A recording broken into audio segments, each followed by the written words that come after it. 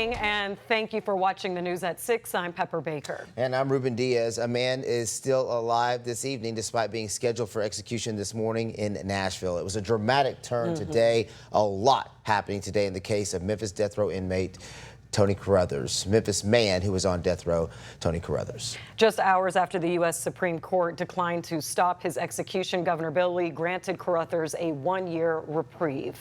ABC 24's Ezekiel Telemaco joins us in studio with a timeline of today's events.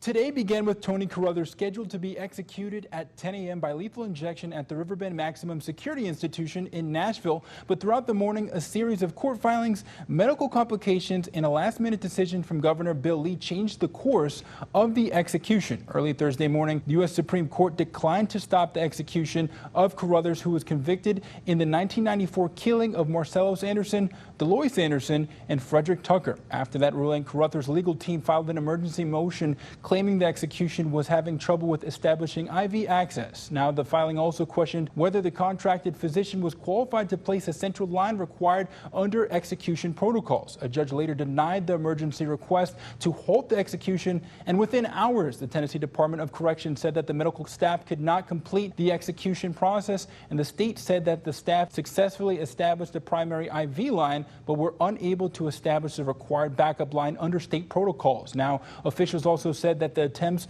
to insert a central line were unsuccessful, and then the state eventually halted the execution shortly after. Shortly after, Governor Bill Lee announced that he was granting Carruthers a one-year reprieve. Carruthers, who is 57 years old, has been on death row since his conviction in the 1994 triple murder case. He was also convicted on 4 counts of especially aggravated kidnapping.